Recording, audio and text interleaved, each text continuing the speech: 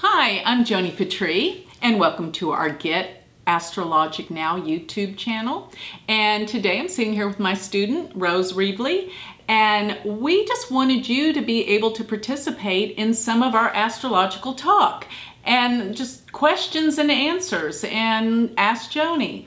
So today I asked Rose to participate and ask me some questions that as a student, and today she has become a professional astrologer herself, but she says she has some specific questions to share with you guys. So go ahead, Rose. What is on your mind? What have you been thinking about? Well, you know, I've always been intrigued and curious about the Sarpa yoga.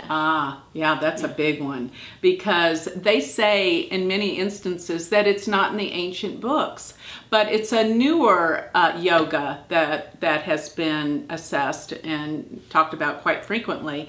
And I must say I have it in my chart, and didn't you say you have it as well? Yeah. So every time I have my chart looked at by an Indian, they're like, oh my God, you better get going with the prayers because you're in big trouble. You got the Sarpa yoga. So it's scary, isn't it? Because people, you know, always have this bent on it.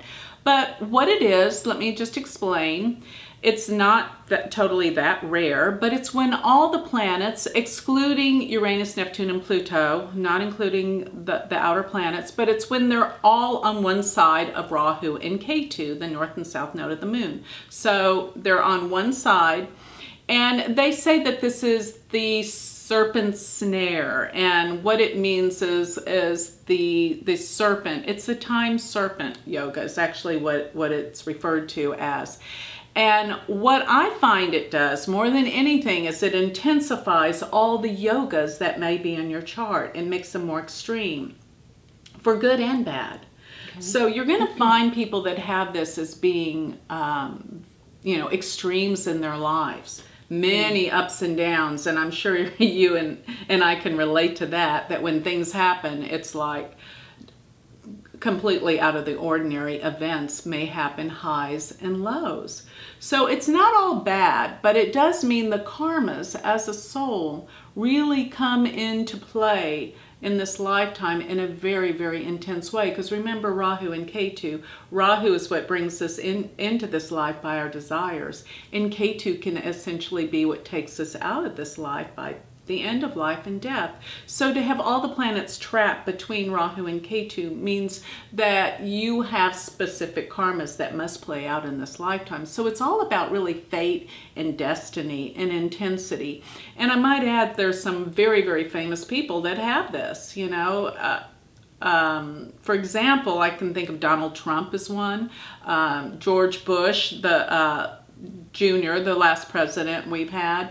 And many things just really play out extraordinarily in the lifetimes of highs and lows. So that's how I would interpret the Sarpa yoga. Is there any other questions you have thinking about this? Well, tell me if you think that it can make a person feel very destined or fated or Absolutely. Absolutely. Because of the extremes that occur in your life, that you're going to feel this sense of, you know, urgency, and that things that happen are so extreme in your life. So yeah, and it definitely does make you feel a sense of, you know, what is this life for?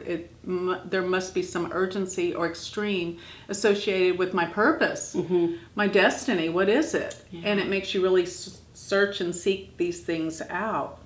Now there's another concept concerning Sarpa yoga is when the planets are behind or in front of Rahu. Some people think that they cannot be, that where Rahu and Ketu are, that the planets can't be in the same sign. And many believe, which I'm a part of this trend of thought, that they can be in the same sign as the nodes, even before or after. Now, so that means you can have a planet in the same sign as Rahu or Ketu, that they don't have to be behind. But there's another concept that's in the tail of Rahu or in the mouth of Rahu. And they say that the one that is the most intense is the one where it's sort of like, I think it's called in the back of Rahu. That's actually what it's called. And when you have it in the back of Rahu, then that means that Rahu has already crossed over those degrees. So if your Rahu, let's just say, is like 27 degrees of a sign, and you have a planet that it's already crossed over by it being 28 degrees, I'm saying in your natal chart, then that means it's in the back of Rahu. And that means that that planet is pretty much burnt. So it's like that's the karmic destiny and the thing that is the most difficult for you, that planet, that Rahu is already. Remember though that the nodes travel backwards. So when I'm saying a planet is 28 degrees and Rahu is 27, then it's going to continue to move down the zodiac, so 26, because the nodes do travel backwards. But in the back of Rahu means it's burnt and it's more trouble, okay? There really isn't a definition for Ketu. It's mainly looking at Rahu.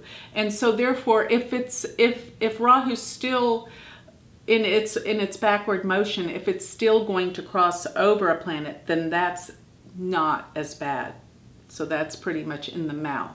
Okay, so if your planet was, if Rahu's 27 and the planet was 26 or 25, that means it's still to cross over it, but that's not the severity of if it already crossed over it.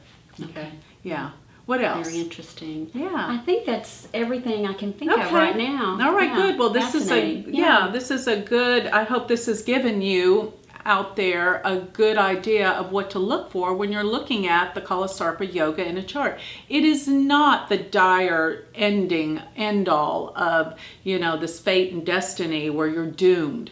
Absolutely not. It just intensifies the karmas of the soul by bringing out both the good and the bad, which can be foreseen in the yogas in a chart. Thank you. Thanks, Joni. You're welcome. Thank you.